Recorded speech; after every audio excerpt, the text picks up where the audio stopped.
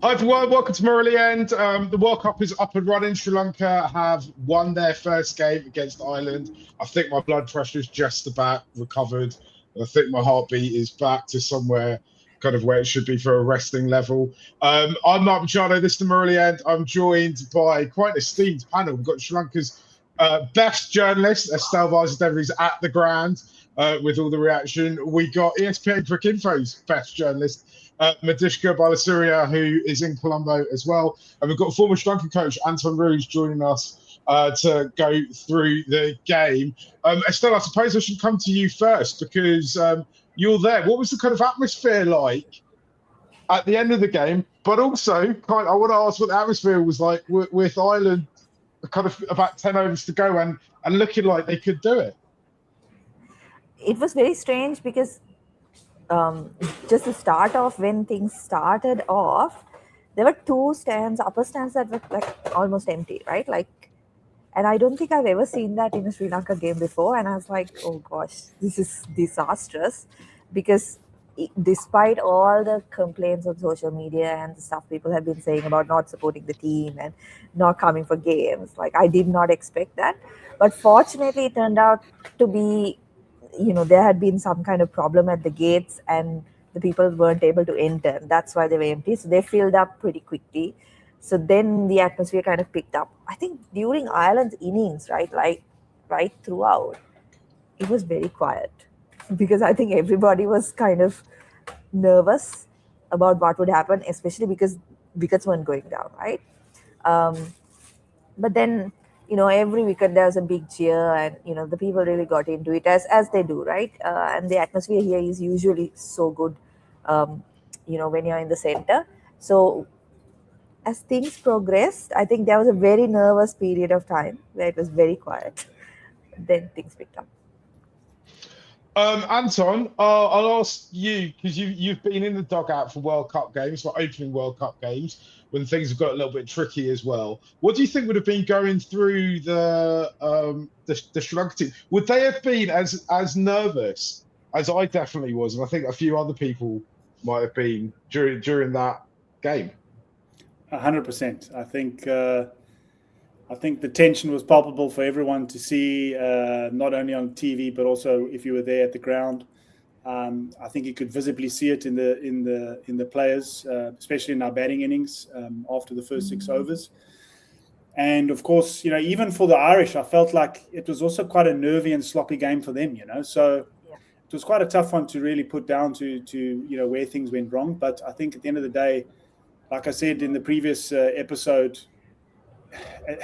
just get through this first game, get the wind under your belt, and then regroup as take stock of where we are as a team, see who's injured, see who's not, and then we just go from there. But luckily, Sri Lanka got over the line, which is, at the end of the day, that's all that counts. Yeah, Madishka, let's get into the actual game. Sri Lanka made 163 for 6. They kind of started with all the right intent, with the intent that people have been calling for. And then there was kind of a few kind of sticky middle overs. But then Kamindu comes out at the end. Somebody who's been... Kamindu's story arc with the Sri Lanka national side is just incredible over the years. But in the last 2 weeks alone, it's been quite something. He's in the 11 today, even though this time last week he wasn't in the squad. And kind of actually kind of saves the day for us, right?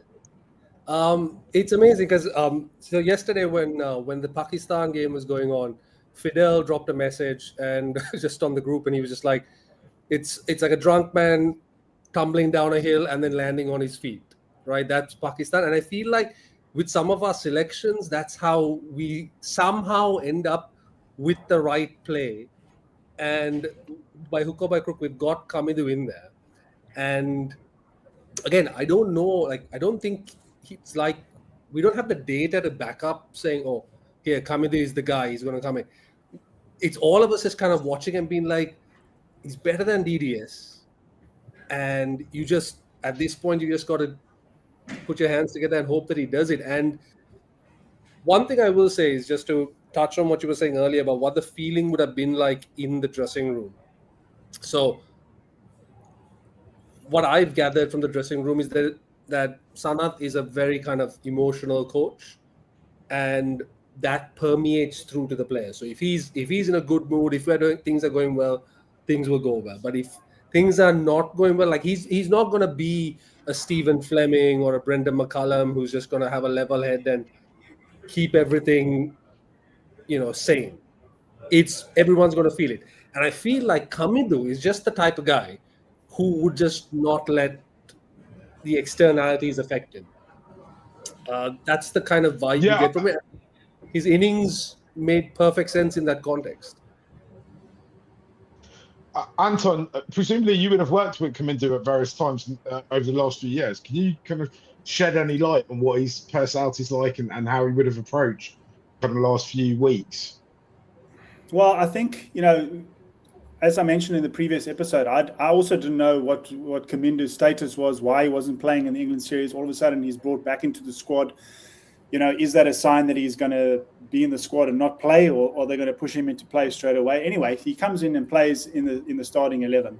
I think it's a great opportunity for him to actually play with a bit of freedom, because he's actually trying to prove a point to people, saying, "Hey, why am I not in the squad first of all, and now I'm getting a chance? So here, look at me go." I also mentioned previously on the previous episode that I think what got Kamindu going was he's one of the only guys in the team that's really good on the reverse sweep. And I think he got two boundaries away with the reverse sweep. It sort of broke the shackles a little bit, and then he started getting his innings going from there. So I think he's a great option to have against spin at Premadasa, because he gives you those options. But he turned out to be the impetus that Sri Lanka needed, and possibly the game winner at the end of the day. Yeah, we should also kind of talk about Crystal Mendes as well, because I was going to say he batted through, but he bats at 3 now. So, but he batted a whole 18 overs. Yeah, I think what we saw from Kusal there was a dare I say it, a very mature innings from him, because at any one stage I felt that they could have pressed the panic button and things could have collapsed badly. In saying that, they should have they dropped both of them. I think Kamindu was dropped on 19 and Kusal was dropped also quite early. I think the combined runs for those drops were like 40 runs or something. But that's cricket, that happens. But I think the innings that Kusal played was a very mature one, and that actually helped that innings gain momentum with the partnership and eventually got Sri Lanka to a decent total. I should say we are live and my internet, so I might fall out at any point, but I'm sure if I do, you three will carry it on. Estelle, I wanted to ask what the atmosphere was like in the press box. Firstly, when Kusal was saving the game, because we know that some prominent Sri Lankan journalists are very big fans of his, and like to herald him, let's say, and also what it was like when it had totally slowed down in those middle overs, because I was anxious and I was about a million miles away. I can't imagine what it would have been like in like with all the chat off the press box. No, the majority of chatter was actually about the lack of boundaries. I mean, if we look at it, I think the last delivery of the power play was when they got a boundary, and the next time a boundary came was is 15.3 overs, right? So there was a massive gap between boundaries there. And I think what was kind of disappointing to see was there didn't seem to be that intent to score quickly or get those boundaries, and that was kind of something that was being discussed in that look. Even someone like Pawan Ratnayaka, he looked very silly. His dismissal looked very, very silly, right? But he was trying to do something different and trying to get something going in that, right? And I mean, disappointing to say, but like someone like Shanaka was booed walking off the pitch after getting out for 0. But I feel like that is a shot that he played, an unselfish shot, right? He's trying to get things going, and he plays that kind of shot. Sometimes they come off, sometimes they don't. But in that period where we didn't see boundaries, it's very difficult to see any kind of real push towards trying to get that. I understand possibly there is a conversation with someone like Pathum or Kusal that they need to bat through because they are the form batters and they've been the best batters for Sri Lanka. But from the other end, there was a bit of a lack there. And as Anton said, it was those couple of boundaries that came off Kamindu kind of doing something different that pushed the total along. Having said that, I would say Sri Lanka are very lucky to come away with like a total of 160 because there were 7 chances or something that went down, plenty of misfields. So very lucky. I mean, we can credit Kusal, the 2 Mendises, but at the same time, things could have gone very differently in the middle if those opportunities were taken. Yeah, I can't. Sorry. Go on. No. I just wanted to say to Mark, like, I think we touched on it in the previous episode. It's like I saw zero intent once the first 6 overs finished, and we said conditions obviously play a huge role in how you try and go about your scoring, but it just looked like the guys were standing still at the crease. Now, I'm not saying you should double step every ball, but there was no giving themselves a bit of width. There was no coming inside the line of the ball. There was no faking to go leg side. There was no showing the bowler a bit of your stumps. There was no innovation. There was no forward thinking. They were just waiting for Ireland to bowl a bad ball. And good teams and good bowlers are just not going to give you that at international level. And before you know it, what is it? Our middle period went for 37 runs at 4.6 runs and over. It's just not good enough. It's not good enough. Yeah.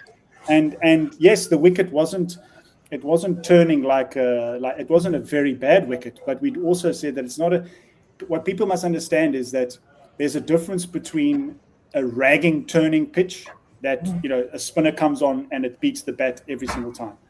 But tonight showed you that apart from the first 6 overs for each innings, every batsman struggled with timing out there. So as soon as the ball stops or grips a little bit in the wicket and it's not conducive to shot making, you have to become inventive around how you're going to manipulate your feet or your body to access different areas of the field. And I thought Kamindu did that extremely well. And it sort of gave him and Kusal a bit of a blueprint of how to go about it. So if I'm Sri Lanka moving forward, I would look at those 2 guys as inningses, and I would discuss that in the batting group and say, if we're in this position again, this is the type of thing we want to see from the batters. Move around the crease, be a bit more progressive in your intent to score runs, and then the boundaries will naturally come from it. Yeah, I couldn't agree more, and I think it was really highlighted if you managed to catch Sky the previous day, because the pitch India were batting on was arguably worse in terms of the stickiness of it, and the way Sky was playing was like you couldn't bowl to him. I think I saw him sweep one for 6 from wide outside off, right? Because that was where the gap was. And obviously, I'm not saying play like the world's greatest 360 player, of course not. But there is definitely truth to what you said in Kamindu. Of course, the reverse sweep, he was accessing areas. That was great. Kusal, he's got that wonderful ability to just pull pretty much any length now. He's pulling it off the stumps even. And I think one thing that we could, if the coaching staff was listening, I just tell them, like, you need to give these players, like, you need to get them confident in their abilities. Because at the moment, it seemed like they were very fearful. That middle of a period, it came across like they just did not want to have another collapse. So they were like, let's just take it deep. And even then, they, like you said, like Estelle, you pointed out, there were drop catches, so many missed chances. And it took, Kamindu was hitting at 230, right? That's what got us to 160. That's not because sorry. Yeah, no, I was just saying, like, also what happens in the midst of you showing intent, the bowler inadvertently starts changing what he's doing, right? So he's not going to stick on his length for as long. So he tries a little arm ball or he tries a back of the hander. All of a sudden, that doesn't work too well.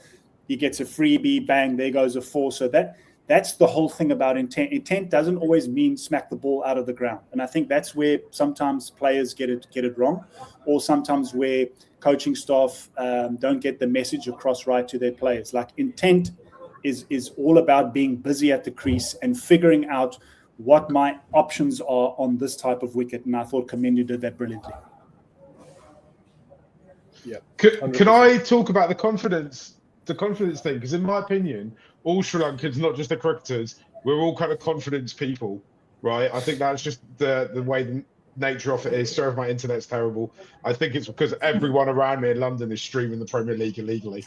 And I kind of wonder if, is it a case that now that we've got this first win, the kind of confidence will kind of come through a little bit? Because I feel so many of our players are playing inside themselves today, particularly with the batting. And actually, we saw towards the end of the Irish innings, when we started to get wickets, suddenly the fielding gets sharper. Suddenly, you look at all those catches towards the end, you're like, maybe we might have dropped one or two of those earlier on. But as we got more and more confident through it, it kind of lifted all of us. I say all of us. I mean, I wasn't playing, but everyone else, the guys who were playing, seems to be lifted.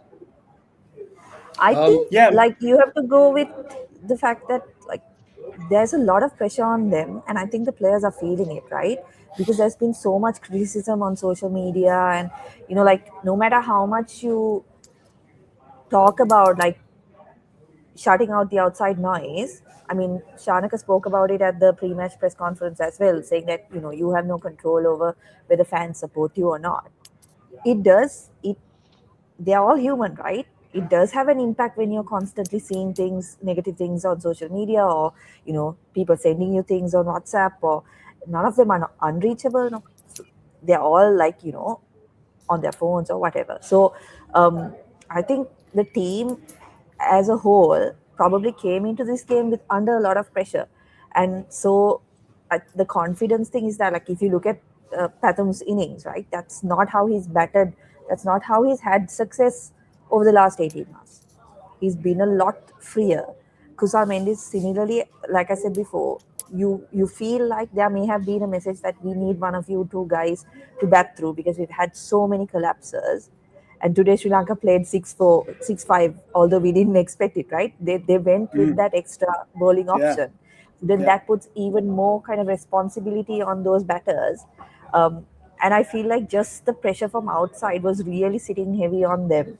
And that's what you saw in terms of the confidence. And like you said, once the game went on, I think particularly with the bowlers, having Chamira, Theekshana and Pathirana to close out that innings would have given them a lot of confidence, right? Because even if it's 10 runs, if it's like 10 runs and it was 10 runs and over of the last 4, I think.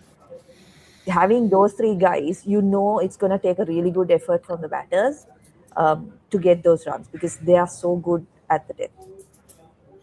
Yeah, I think the confidence is a huge thing within the Sri Lankan team. I believe it was even a thing when I was part of this team for 3 years. But you know what I put this down to? I think this is exactly the time where coaches like Sanath and Malinga earn their money, because they're not there to bowl the ball for the boys. You've got to forget about that. What you have to do now as a coaching group is you've got to surround those guys with the utmost confidence, support, protection from everything that's happening outside. That is what I see that their role is about right now, because they're experienced players, ex-players that have been there, done that. Plus, you've got guys like Kusal, who's been around for years and years now. Plus, you've got Wani there, Dasun's there. Like, the experience in the camp is there, and that is where these senior players and these coaches need to stand up and just create that bubble, so that we see a team that walks out there. Like, when I was watching the guys play and field in my day, when I saw the Sri Lankan team smile and laugh while they were playing cricket, I knew it was going to be a great day, because the guys were enjoying what they were doing. But as soon as I see them, shouting or not smiling, or people are not high-fiving each other, or whatever the case may be, then I know something's going on and they're feeling the pinch. And so you have to try and create that environment as best as possible. And this is where the senior guys need to stand up now. Yeah, I couldn't agree more. Like, I couldn't necessarily better myself. it is so important that they remind the players of what they're good at, because social media, everything on social media is geared towards telling the players what they don't do well, where they're failing, where they need to improve. So I'm telling you right now, the players know this, like they are aware. So leave that aside, they will work on that. But I think it's so important, like you said, the coaches need to say, like, okay, so this is what you did well today, you caught brilliantly, keep that up. You took the pressure with the ball, you did brilliantly there, keep that up. And with the bat, you can say, right, okay, it was a bad day at the office for a couple of guys, but still incredibly mature enough from Kusal, amazing from Kamidu. You keep that up, you get a few other guys to support. Another day, you tell Shanaka, you know what, that shot comes off. You hit a 6, and your innings is up and running. So that is, yeah, I couldn't agree. Because Zimbabwe and Australia are waiting for us, and I tell you, Oman's not a pushover either. Yeah. So what's another positive, I think, for Sri Lanka in this game is that they've been put, well, I believe that they were put under huge pressure today, and they got over the hump, which is a positive. So you've got that first game under the belt. You've got rid of the jitters and the nerves and the twitches and the squeaky bums and the sweaty palms and everything. Now it's like, okay, head down, close the camp, focus on what you need to do for the next game, and we need to get better in a few areas. Simple as that. Shall we talk a bit about the bowling? Then I'll open the room up to what's coming and join us, and we'll have a look at some of the comments as well. Two things that kind of stuck out for me today was, even though I'm not distant his overs, but Dustin Shanaka bowling 2 overs and kind of more thing that's going to dominate the conversation of the Sri Lanka team for the next few days is Wanindu Hasaranga's fitness and his hamstring. In our kind of Murali End WhatsApp group, which me and Estelle and Dominic are in, I said, because Russell Arnold kept saying, well, this could be the last time we see him bowl for the tournament. But my kind of reading off it, and maybe it's because, I come from a more kind of rugby playing background, was that if he was that injured, he wouldn't have been able to bowl his 4 overs. And if they thought he was really bad, they would have just pulled him off and started giving him treatment immediately. I don't know what you guys and everyone else in the group thought about it, because I know, Estelle, you thought they were bowling him out because we ain't going to see him again. Because, it's like this. A hamstring injury is going to take a couple of weeks to recover from, right? So I feel like if they see a chance of him, like if they see it something that he can recover from, they would have taken him out immediately and just said, like, look, we need you for the rest of the tournament. These guys are going to get the job done. The way I see it, they went ahead with it because they feel like, this is the game he's going to have to, like, show his, perform, because he might not get an opportunity in the rest of the tournament, or at least in the group stage. Yeah, I think Anton's that's probably got like No, Mishka, you go. I'll I think that's a fair take. On the flip side, it's Wanindu. I have seen him literally hopping and winning an LPL trophy, right? Yeah. So he will pay. He's got previous for playing through injury and pain. So there is I would say there's a non-zero chance that he continues on one leg strapped up, because he was playing with a hamstring injury for quite a while before he had the surgery as well. So it's not like it's a new thing. And I don't know, Anton, you can probably enlighten us a little bit more on like how it impacts the player. Yeah, I think I'll start off by saying, like, I think there was a stat showing on TV that he's the Sri Lanka's highest wicket taker now in T20 World Cups, which is, it shows you what a competitor he is. It shows you how world class the guy is. I mean, everyone sort of knows that, but I think the identity and the soul of this team is built around Wanindu, because he plays such a vital role for Sri Lanka, especially in those middle periods of trying to break through the game. He's a lion-hearted cricketer. He likes the pressure. He wants the big moments and that sort of stuff. My question mark is, regardless of whether he's injured or not, if he's really struggling, like, how are you going to hide him in the field? Then he becomes obsolete with the bat in the batting lineup. So what does that do to to the rest of your lineup. So, I mean, I get Medusha's point. I saw him do that for Candy as well when he was it was for Beloved Candy when he was injured, right? Yeah. Captains, right? So I've seen him do that as well on the LPL stage. But this is a World Cup, and I don't think you can take that gamble if he's not I would take Wanindu if he's 80% fit. I'll take that. But if the guy can't run after a ball, if there's a catch that's needed to be taken, or if he can't bat properly and run between the wickets, then I don't see the point really of doing that. So maybe, I mean, this is just me hypothesizing. I think I first thought when they bowled out the rest of his over, it was like, well, listen, just let him bowl these 4 balls and we'll get him off the park and assess him. He ended up taking that wicket, which I think was a crucial wicket again. And then they could have probably sent him out there and just said, listen, this, Wani might have said, this is my last game of the World Cup. I want to go and play it and win this game.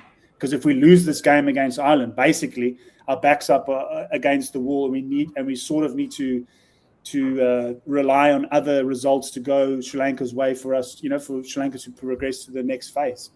So I think they rolled the dice to get him back on the park. I think it paid off, to be fair. And now the selectors and the coaching staff have got to make a massive call to say, look, if we keep him in the squad, how does that affect the rest of the lineup?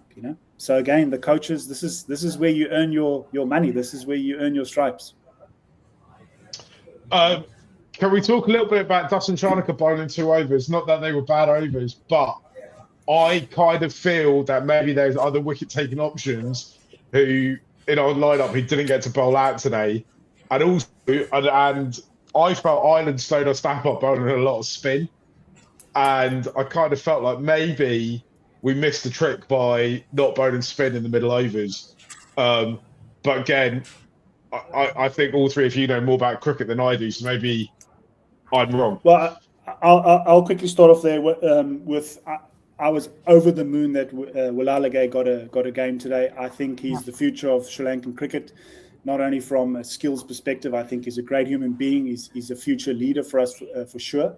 But this guy's left arm spin bowling has gone through the roof. The work that he did with Craig Howard while I was there, because there was a stage, in the beginning he played a lot of games, and then he sort of got dropped. And that's where he did a lot of work with Craig behind the scenes and just working on his seam presentation and getting a lot of overspin on the guy is a quality spin bowler, and he reads the game very well. So I think he's, especially in these conditions at Premadasa, he's a 4 over bowler for me every game. He can also bowl in the first 6 overs, so he gives you a few options. And I think, Dasun wouldn't mind me saying this, but, in my mind, unless the scenario or the situations dictate otherwise, he's a perfect 1 to 2 over option for me to sneak in once there's a wicket or whatever the case, to buy a few overs there in case some of our seamers are going for runs. But, if Dushi's bowling like he's bowling and Matisha's bowling like he's bowling, there's no need for Dasun to pick up the ball and bowl anywhere from the 16th over onwards. There's just no need. So what he did today and how he used himself and how he rotated his bowlers, I thought was pretty good. And I think he possibly bowled himself those 2 overs because Wanindu was off the field. So, he was trying to mix and match. And once, obviously, Wanindu came back out when he finished his 4, which then means that the other guys sort of missed out. So I think that's where that clarity comes in there, Mark, if that makes sense. Just to jump in there, I think would it be fair to say, like, obviously, Anton, Dasun, right? Would it be fair to say that given the amount of criticism he gets in terms of his contribution with the bat, and that he is in the side as that fast bowling all-rounder, that he does feel an amount of pressure to actually, do some bowling during the game, just to say that, okay, look, I am in this team not as only this finisher. My role is also to bowl those, as you said, those to sneak in a couple of overs here and there when the opposition is not able to or not looking to score big runs, right? Would it be fair to say that there is a level of influence that comes from the criticism he is getting about his role in the team? Yes and no. I mean, he is captain of the team. So a lot of the times when he makes that decision to bring himself on, he probably backs himself to make an impact for the team at that particular time. So I would much rather see him bowling than not bowling, because that means he's actually wanting to do something, and he could easily sit in the background and go, guys, you bowl, So and for his batting, like, it's only a matter of time until he plays a match-winning knock for us. That's if you bat at that position, you're either hero or you're not, and that happens almost every single game. The great players can try and do that consistently as best as they can. But if you're winning games, I think at about 30%, 3 out of 10, you're doing a very good job, right? Because it can't always just be on you. And as far as his wicket goes, like facing that McCarthy over, where McCarthy didn't even know where the ball was going to go at one stage, it is so hard for a batsman to sort of line up a bowler, because you don't, like, one's going over your head, one's a wide off the pitch. It was crazy. So and unfortunately he mistimed it. But I've got I said this before, I think he's our best captain on the park. He's the best leader there. I think in 2020 cricket, a very good, calm, experienced captain is actually worth an extra player. So even if he doesn't score runs, or if he only bowls one over, or his over goes for a few runs, the fact that he's on the park making those decisions, he's been there, done that. He's Sri Lanka's highest capped winning, captain of winning games in T20s for Sri Lanka. So the guy's like earned his stripes, right? So he's there doing his job. I think as a fan base and as a country, we just need to support our captain for once. Please, let's just support our captain, give him the confidence, give him the boost that he needs, because when he walks out in that field, he's got the world and country on his shoulders, because he wants to perform so badly for them, And I just hope and pray for him that he has another knock or two like he did against Australia at Palekele, where he literally just carries the team forward, because I know he can do it. But I just feel that, like I said to you earlier about the team and the coaches creating that bubble around the team to give them confidence, I think we as fans and all the platform, like, this is a World Cup. Let's just support the captain during the World Cup, and let's have a debrief after the World Cup. But during the World Cup, we need to support him as much as possible. That's my rant for the day. Sorry. Madishka, I was going to ask you about another bowler who's got detractors, should we say, within the fan base. That's Mahesh Theekshana, who really came through today, though, didn't he? He always does. I have been a big proponent of Mahesh. I've written about him, and I genuinely love him, especially in T20s. In T20s, he is so invaluable because, okay, he can have off days, right? Any bowler can have off days, but what he provides, he bowled at the death today. He bowled in the power. He opened the bowling. Like, you name me another bowler that can do that, and he can contain if you need him to contain, and he's very difficult to get off when the conditions kind of suit him. So today the conditions did suit him, and he showed it. So, and he's a lot of the time, like, unless the conditions are bad, unless the ball is wet or whatever it is, he's very reliable, and I love him. I mean, honestly, the only thing, like, if I was Theekshana, I would just get in the nets, bat a little bit more, and just make myself useful with the bat. Become a kind of a Shaheen Afridi, just long handle player, but someone that can just do something, because I think that would make him far more invaluable. And his fielding, I mean, people complain about his fielding, but he's taken a few blinders here and there, and, like, he moves a bit sluggish, or he looks like he moves sluggishly, but I don't know. I don't see him as like that much of a liability. I like him, and I think he's just great, and we're so lucky to have him. And I think when you really look at our bowling side, right, we've got two quicks now who are clearing 145 kph, right? They're hitting 140, 145. They're accurate as hell. They're landing Yorkers and slow balls at will. We've got one of the best leg spinners in the world. We've got a mystery bowler in Tikshana who can do it all. And then, you've got Velalage, who, again, I absolutely love, just like, Anton does it better. So I think we've got a phenomenal bowling outfit. And I don't think people realize that. Like, I put a message on a WhatsApp group just today. I was like, we will get bailed out by our bowling. And I had to qualify it, but like, I don't mean this in a negative way. But that's just how good our bowling is. And I think we need to appreciate that. Yeah, on Do you know Teaching, what? That was one of the reasons. the, Oh, go on, Asti. the biggest thing I think is that how much flexibility does he allow the captain, right? Because he can bowl in any phase, and he's not a weak bowler in any of the phases. Like he'll bowl the power play and not give away too many runs.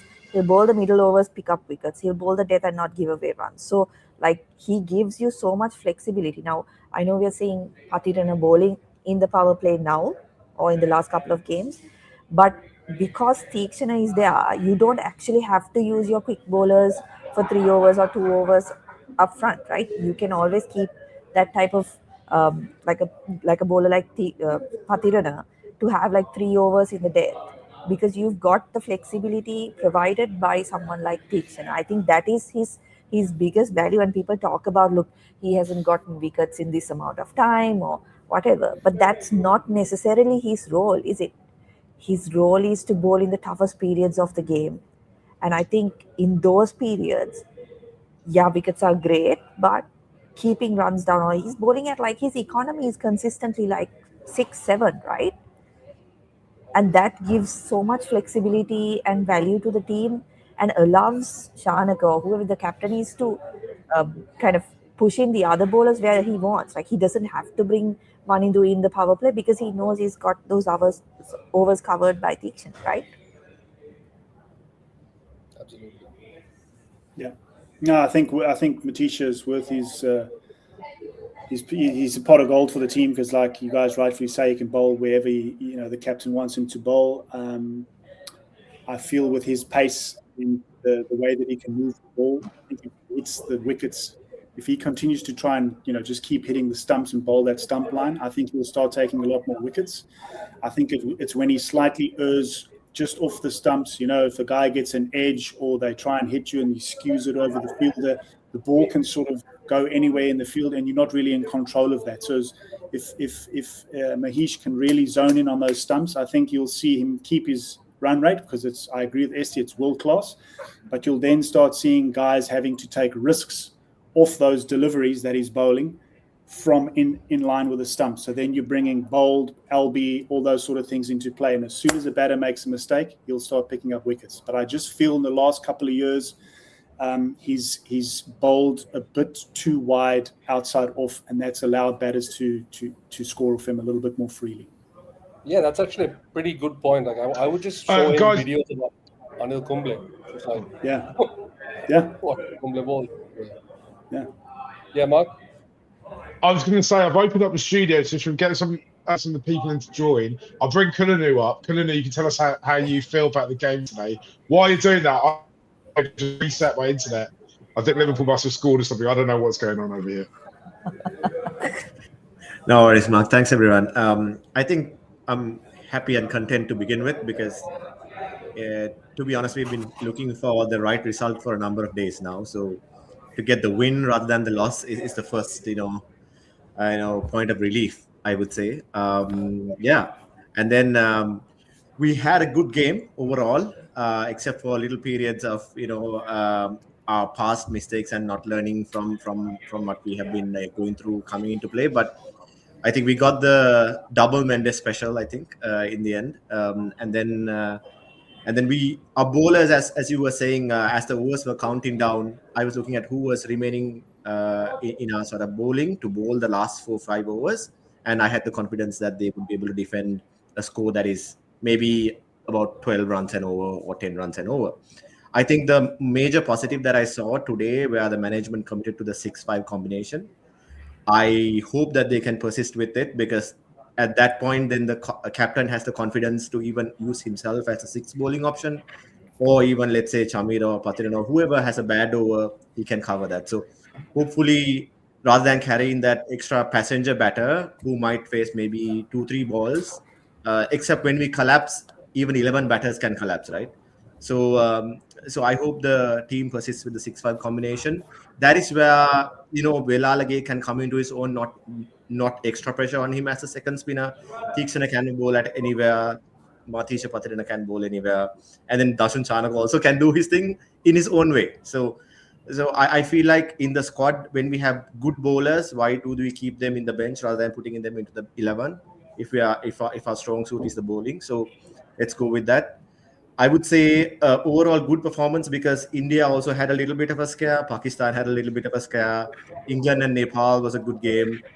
So all in all, like just getting the first win out of the way is good. I know there's a lot of noise outside. This is the conversation, but I don't think that noise is entirely. How do you say? It's not unfair criticism per se, because it's people are frustrated of how we have somehow not prepared well enough for the World Cup in certain ways. But now I think I'm totally behind the team as well, and many people are, hopefully they can focus on the good things. But as you've been saying, the work is cut out for us, because each and every game is a pretty much like a knockout game, right? Because net run rate comes into play, other results comes into play. So I hope they take the positives, but also not stop working on some of the things that we wanted to get better, like the intent in the middle. Because for example, Logan Tucker and like Harry Tector, they batted really well. They ran hard. They had about 7 runs per over.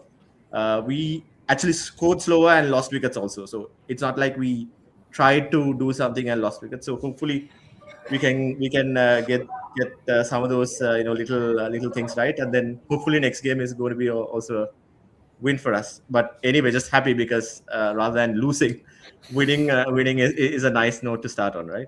Absolutely. Yeah, that's kind of at the end of the day, like you're looking at the table, you're not going to say, oh, Pakistan almost lost or India had a scare, right? 2 points on the board, you're up and running in the World Cup. So that's at the end of the day, those are the things that matter. Just to pick up on one thing, like using Velalage, I thought it was interesting that they sent him up the order as well, because that's something that we've been talking about a lot on this show. Dom in particular has been saying, like, look, you need to bring him up the order, because if you compare, like, if you maybe Janet Leon against the other batter they've tried, right, as that seventh batter who can give you a few overs, if you compare the two of them, is Janet Leon again that much a better batter than Dunit? Whereas Dunit will of course offer you much better bowling, right? So I thought it was interesting that they actually sent him up the order and gave him that opportunity. It didn't come off today, but it was good to see, because as Anton said, like from that under-19 World Cup itself, like I think if you watched him and people who've seen him, you can see that he has a good game sense. He knows how he needs to go about things, and he can understand what needs to be done right out in the middle. So I thought it was really interesting that they push him up the order.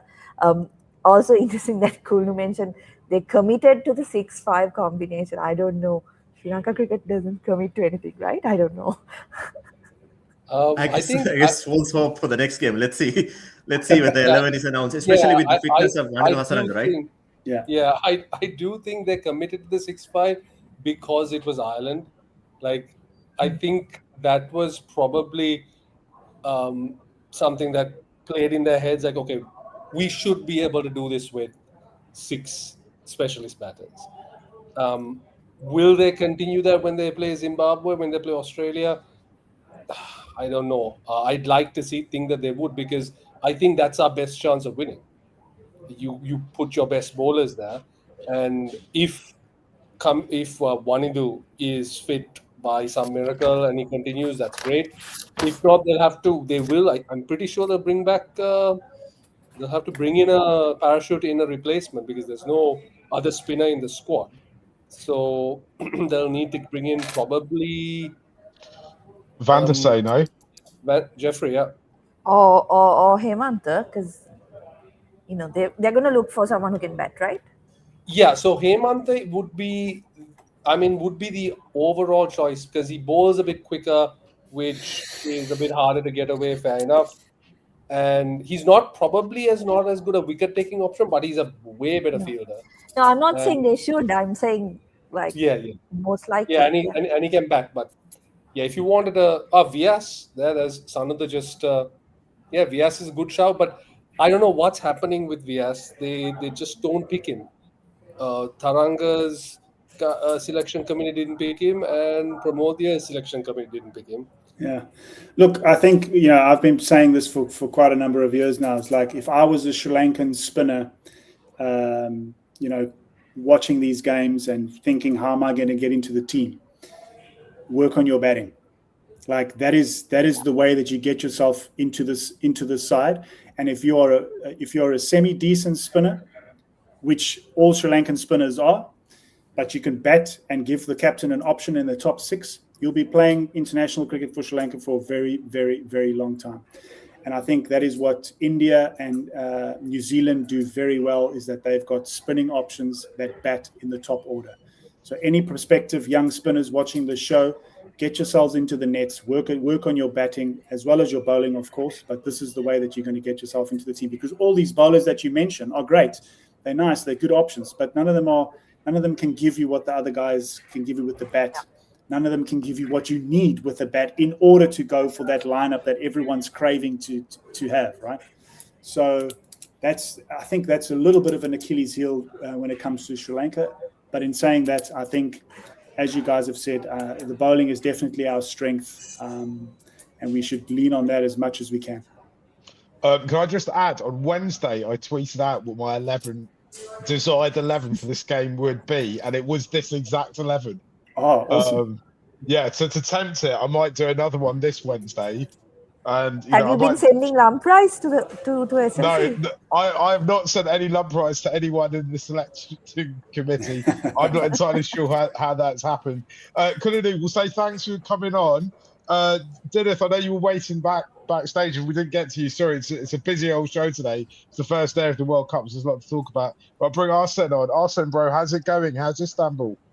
How's it going, guys? Nice to see all of you guys again. Yeah, I'm doing good, man. It's really, really cold today. But yeah, no, good performance. Very happy. Finally, we won our first match of a tournament. I think this is something that we've been asking for a while. But to be honest, I think there's a lot of things that we need to improve on, especially our batting. Because I think Ireland kind of made it a little bit easier for us with the misfielding and everything. And I think at one point we didn't even hit a boundary for almost 10 overs. But overall, like a good performance. I thought, towards the end, I thought we bowled really well. Tishana, nice to see him kind of change it up a bit, actually bowl stump to stump, as opposed to like bowling wide off the crease and giving the batters, like room to free their arms or whatnot. But I'm kind of worried about Hasaranga, I ain't gonna lie. Even though he was bowling on one leg, I mean, I wanted to ask you guys as well. Do you think it's viable to drop him against Oman in case that he gets fully fit against Australia? That's also something, and who's going to replace him if he gets dropped? I'll defer to Anton for this because I have absolutely no idea how you manage a hamstring injury. Also, I think at this stage we don't know how bad it was as well. Unfortunately, with Wani, it seems to be a recurring issue. He's got a history with hamstrings, and that's not a good sign. But in saying that, every injury is different. Every injury you got to treat differently. Let's think about the repercussions once we know what happens. But I think I mentioned earlier, it's like, how injured is he? Like, I'll still take an 80% Wani for sure, but anything less, I think he starts influencing the rest of the guys around him and how you set up your lineup and that sort of stuff. So I don't want it to impact the team too much, even though he is the heart and soul of our team. So it's going to be a long night for the medical staff tonight. I can tell you that. There's going to be emails backwards and forth to the big cronies of SLC to see what they can do. Perhaps take him to temple down the road and see if they can fix him over there. I don't know. It's going to be a long night tonight, that's for sure. But hopefully, fingers crossed that it's not too bad, and Wanindu's back on the park next game. Yeah, I was just looking at Dustin's quotes after the game, and he said he's got a hamstring problem, but hopefully it will not be serious. So non-committal as ever, but there's hope. There's hope. As long as there's hope. Sorry, go on. No, I said as long as there's hope, we cling on to that. Like we could also be sitting here now talking about how the hell did we lose that game to Ireland, but I think we've like Esti said, there's 2 points on the board. We're top of the log, and that's all that counts. I also think the kind of way that we beat them today, like for all of us, it feels quite stressful. But I wonder if other teams will look at it and be like, do you know what? They didn't even play that well. And you look at the other results that we've seen. England nearly lost to Nepal. The USA got much closer to India than I think anyone else thought they were going to get. Netherlands got quite close to Pakistan. All right, Scotland got well and truly beat by the West Indies. But the way these pitches are, it seems to be like the gap between the more established cricket sides and the less established teams seems to be kind of closing a little bit. And actually, you look at the results in the weekend, and Sri Lanka kind of didn't do as badly as other bigger sides have done as well. And Ireland are probably, of that bunch of teams you just mentioned, probably the most established one. Maybe the Netherlands are kind of up there as well. But I like, maybe it was a game which we can look at it, back at it, and point at like, right, this person underperformed, this person underperformed, this person underperformed. But we had the guile to get through it, and the difficult positions. Well, like you look at that bowling performance, and there was bits where it did feel a bit nervy, but actually, when we needed the wicket, they were able to do it. When they were able to control the run rate, pull the run rate away from them, and then kind of suffocate them at the end. And actually, there was one point when I hadn't realised it was nowhere near as close as it was actually, because we bowled them out, and there was just no chance they were going to get those kind of 40 runs that they needed in the last few overs. So yeah, I think there's a lot to be positive about actually, and obviously I do because I've already applied for a visa to go to Ahmedabad. So, like, I agree, Mark. I do think, and just to go back to what I was saying earlier, which is I think honestly, I'm just trying to look at bowling attacks in this tournament, and if you look at how England struggled to contain Nepal, right? Nepal batted brilliantly, but we saw when England came here as well. I don't think they were a particularly good bowling attack. I think we hurt ourselves more than they hurt us. And I think really, if I had to rank the bowling attacks, I'd obviously put India up there because they've got Bumrah, who is a bowling attack on his own. And I put Pakistan there. I was very impressed with what I saw with Pakistan, just because of the versatility. They've got so many, Saim Ayub, Fahim Ashraf, they can do bits and pieces, and they're more than bits and pieces. Like Fahim Ashraf is a genuine bowler there, but obviously you saw what he can do with the bat. And Saim Ayub can do something with the ball, and he opens the batting. So, and then you got Abra, who's a great spinner, Mohammad Nawaz, good spinner. And obviously, like Pakistan seamers are Pakistan seamers, whoever they bring in. So I would say we are, unless I'm missing someone, maybe South Africa, but I don't even know that. I would say our bowling attack is probably top 3 in the tournament. I don't know, Anton, as someone who's worked with a few of the other sides, would you say top 3? Would you give us top 3? The top 3 in Sri Lankan conditions, absolutely. Yeah. But even as soon as something happens, I don't know. As soon as the team gets on that Sri Lankan Airlines flight across the water, something happens because it's not the same, So, I would agree with Madushka. I think South Africa is definitely up there now. Rabada is world class. Marco Jansen, absolutely world class.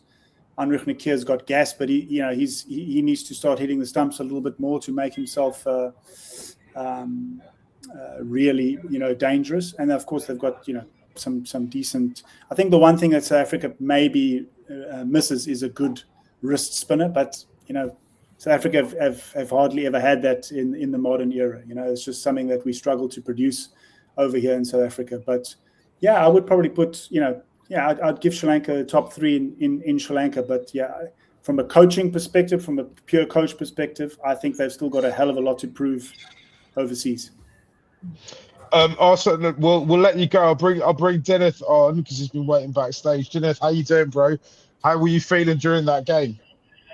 Yeah, it was a good game. I couldn't watch much of the betting. I was asleep, unfortunately, for it. But then I was, you don't imagine the smile on my face when I opened up, and I saw Kamindu like 44 off 18, and yes, it's my dream come true. No, it was a good performance. I heard that the batting got kind of slow in the middle, like from the power play to the 15th over to not have any boundaries is certainly concerning.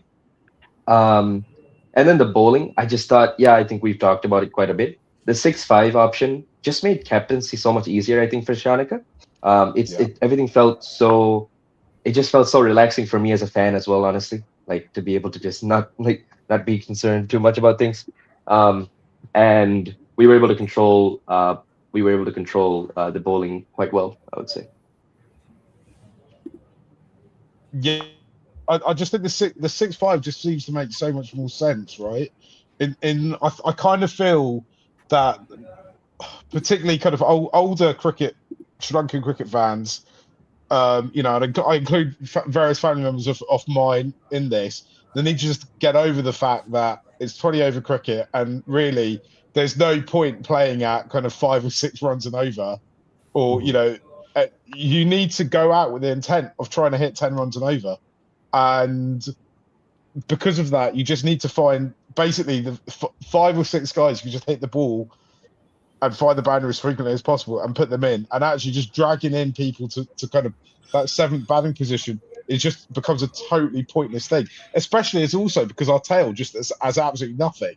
So at best, they're just going to get stuck at they're not even going to be able to run 1s and 2s. So if you are going to play with 7 batters, the 7th batter's got to be some kind of superhuman person who can just hit 3 boundaries and over and rotate the last ball or the penultimate ball of the over, because otherwise it's pointless with us. So, yeah, I don't know if anyone else has kind of any strong thoughts about that and maybe thinks it is a cultural issue why we have ended up being so late to the 6-5 party.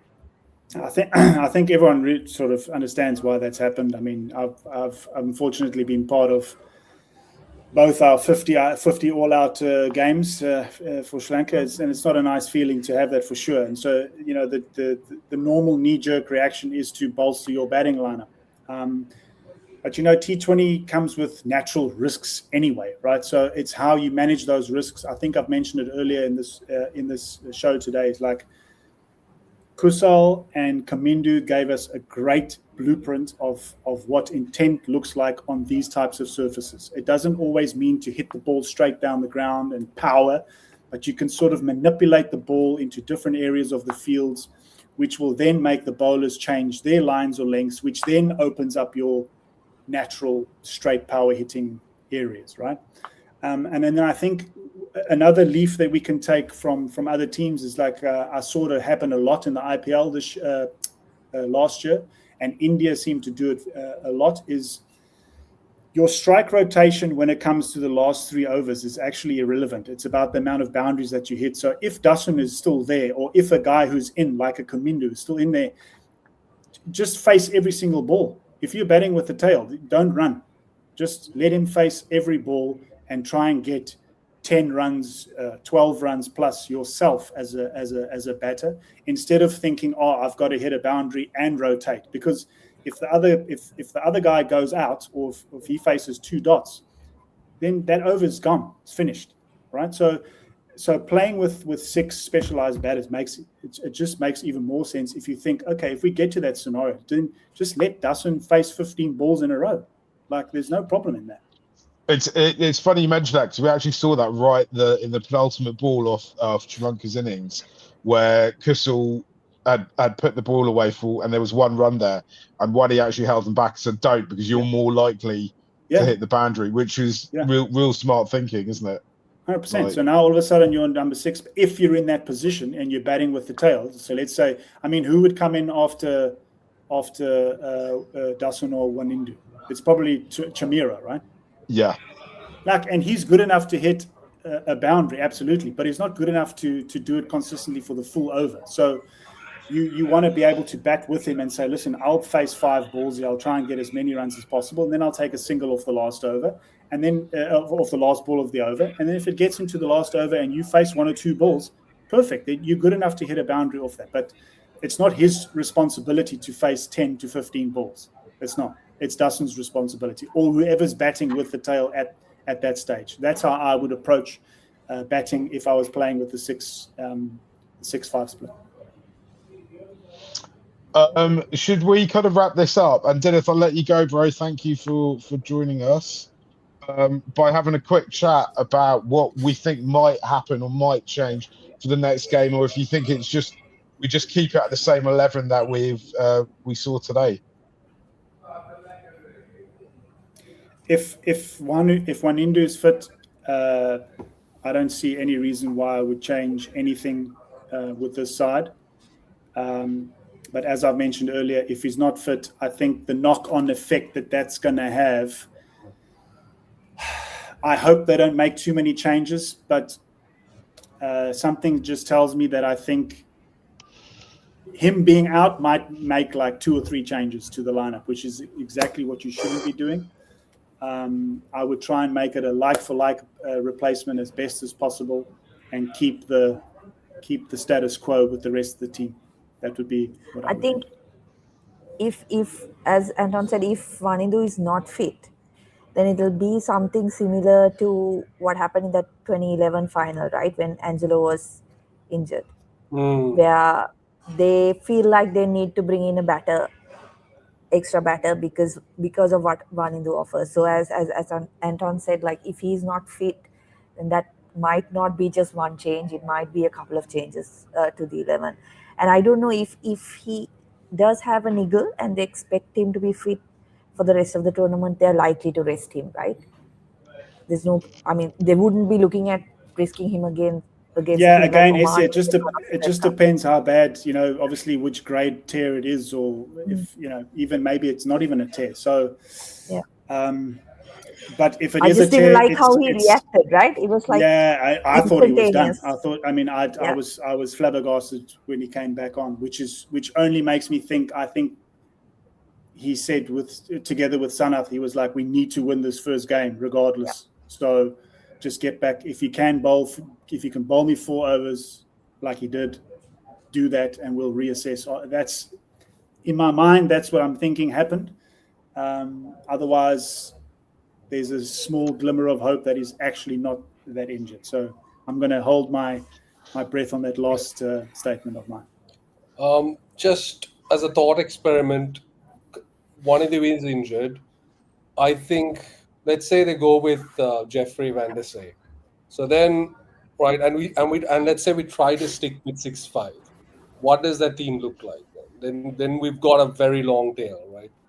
So and we've got Welalage basically batting top 6, and he's got a bat proper. So it's worrying. It's actually no, he'll be still the 7th batter. Yeah. No, look, I mean, he didn't face many balls today, did he? So I was actually surprised they didn't bring him in earlier because he is stronger suited against spin bowling. But in saying that, like I said to you, the conditions, it's not conducive to shot playing. So the shots that you've got to play are the more dinkier type of shots that force the bowlers to come off their length, and then you can have a go. So I think from that perspective, you've got whoever comes in to fill up that hole needs to be able to bowl 4 overs. Otherwise you're then asking Dasun again to bowl a few more overs, whatever the case may be. So that's why I think you've got to try as best as possible to get a like for like in there, a quality bowler, and probably Jeffrey in my view is the next best spinner, I think. I think you got to go with Jeffrey. Especially when I was there, he was 100%. He was one of the best wrist spinners. I don't know what's happened much since I've gone. But no, he's been good. I don't think he's been bad. And he bowls well at the Prima Dasa. He knows what length and what line and what pace to bowl. It's like, it wouldn't be like you flying him in and you dropping him on a road in India somewhere and saying good luck. It's like literally phone him. He's going to come down the road. He knows how to bowl at Prima Dasa. It's like you can wake him up at 2 a.m. He's like, I'll roll a few out, take 2 wickets and get off the park. So that's probably where I would go. I'll just chuck this comment in that's come in. Traveen Matthews could be a fine replacement for Wanindu Hasaranga. Come on, it's a World Cup. We deserve a Matthews in the squad. I mean, so you go with two. Yeah, it could happen, but I've not seen Traveen Matthews bat. Does he? I'm assuming he doesn't. But I mean, not like Jeffrey Bandesai bat. Yeah, it's an option. I mean, selectors could choose. Doesn't Jeffrey have like a test 50 or something? I think. Yeah, I mean, he completely went berserk. So I mean, again, like it could be a stroke. I mean, to be first and foremost, to be fair, I haven't really watched and seen Traveen bowl that much, so I can't comment on that. The only reason why I'm also bringing up Jeffrey's name is like it's experience. Yeah. Right. Yeah. It's a World Cup. He's been there. He's done it. He's not going to come into that game and feel overawed. He's not coming with baggage. He's not coming with nerves or whatever the case may be. He doesn't have to prove a point to anyone. Everyone knows what type of player he is. He knows what type of player. So I think it's a very easy drop-in fit, whether it is for a game or two to get one ready, whatever it is. I think just get him in, someone who's been there. He understands the environment. He understands the camp. He'll do a great job for us. I know that for sure. And one suggestion I might make is when we lose Wanindu, you lose a proper spin hitter. Right. So what I would suggest is maybe we take out Pavan and you roll the dice on KJP, Kusal, because we were talking about the reverse sweep and the sweep. He plays it well. Yes, he hasn't been in the greatest form. Yeah, there you go. KJP in for Pavan. So, Bajushka, I think you're onto something there because, like I said to you, I think if conditions stay like this, and history tells you that they will stay like that, unless you leave this much grass on the Prima Dasa, that's the way the wicket's going to play, right? Yep. So you need to be able to have guys that play shots like Kamindu and Kusal gave you tonight. So if KJP is one of those dudes, get him in. But from a fielding coach's perspective, Pawan's a very good fielder, so you're losing something on that line to gain something on this line. So those are the types of things that selectors and the captains and coaches have to figure out. But absolutely, Pawan did well on the boundary line today. Yeah, he did very well. I thought Sri Lanka's fielding was good. It was obviously 10 times better than Ireland's one, but yeah, we took all our catches, which is great. So yeah, that's good signs. I'll just say from my perspective. Go on, Estelle. Sorry, Mark. You go ahead. Yeah. No, well, I was just going to say, I think dropping Pavan at this point in his career, where he's kind of just come in, kind of starting to find his feet a little bit. I know, like that, some people be really gutted, and they'll almost be offended with the way he got out today. But I kind of feel like you need to give young players the opportunity and the chances to kind of make their mistakes and kind of be okay with it, right? We can't come onto these shows and be intent. And when they start to show intent and it goes wrong, be like, no intent. Like, you've got to empower them to go out and do things. One thing I'll just say in response to that is we probably made a mistake in picking him for the World Cup squad in the first place. Like, we picked him based on very little data, right? T20 wise, right? So he could turn out to be a very good T20 player, but he's literally come into the squad. He's got a century in ODIs. They put him in there. Then he played a T20 innings that was okay. If you look at the scorecard, 40 of 20 great innings, but there was a couple of edges in there. There was a top edge 6 to start things off. It wasn't Kamindu's T20 innings today, So can he replicate that? Can he replicate that regularly?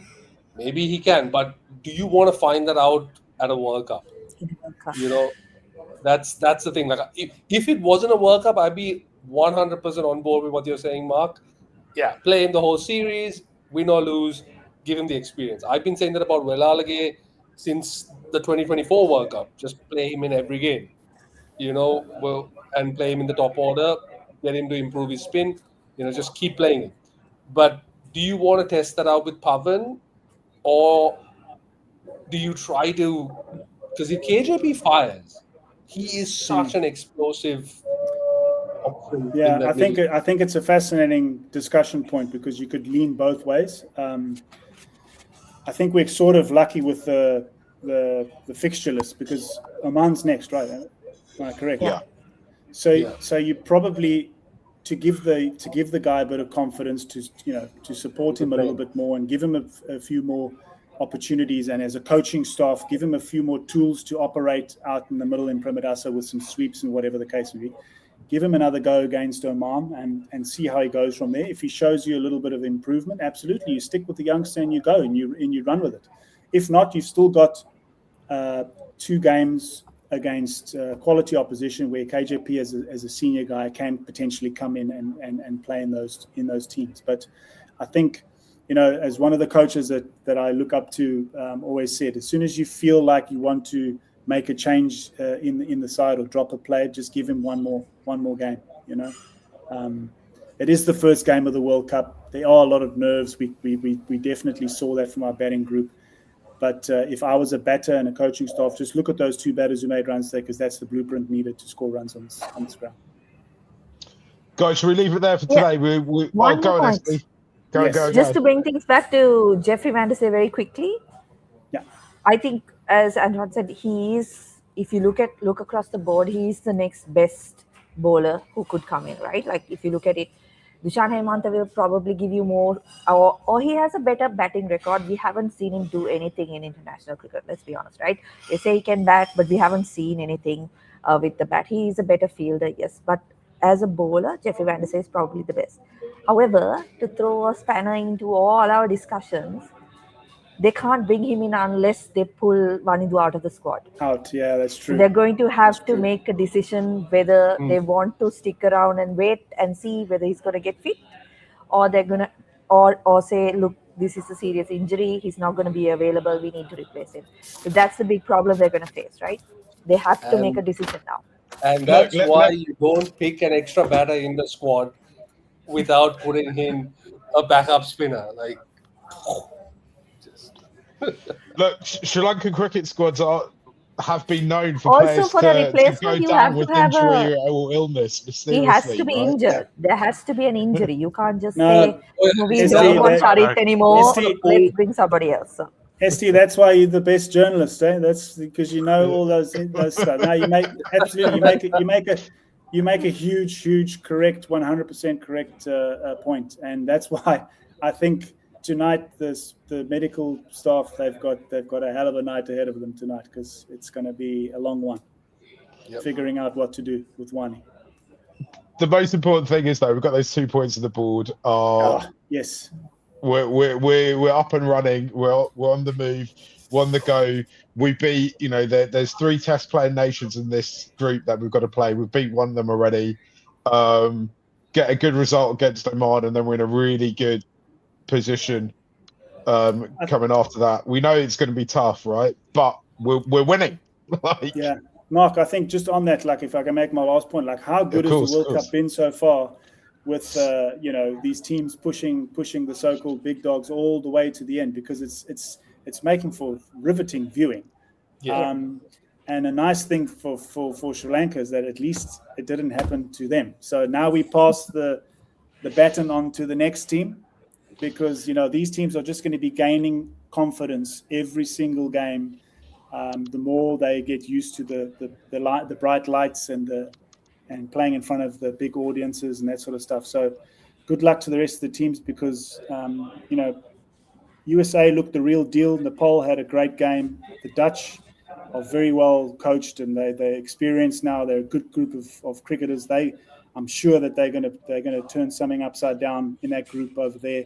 And we nearly saw it with Afghanistan today as well, with in that group, because that group is also going to turn out to be an interesting one. But so far it's been an unbelievable World Cup, because these teams are now getting closer and closer and closer and closer and closer and closer. All they need is just a few more games in these circumstances, so that they can get the exposure and the game time that they need.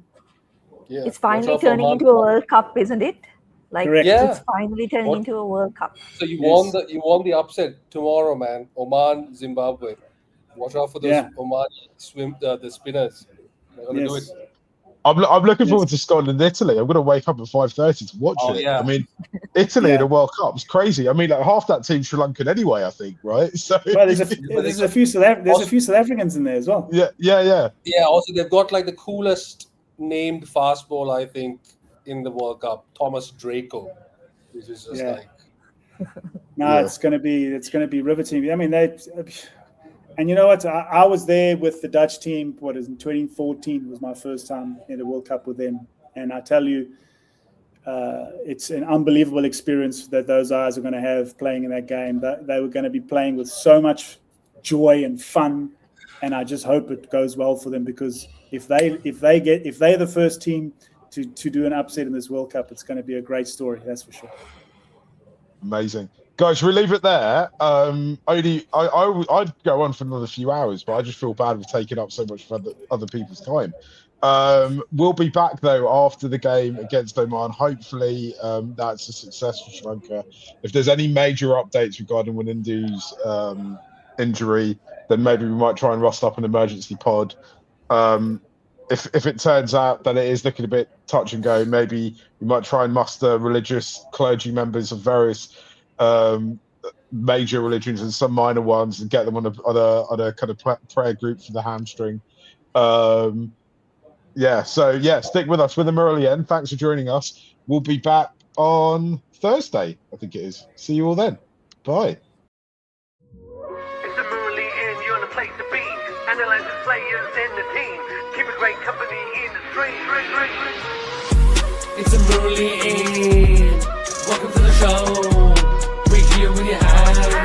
We're here when you're low. Some days you're happy, some days you wanna when happy it's we, when mad it's them. It's the same place, Murali End. Sri Lanka cricket we gon' represent. So tell a friend.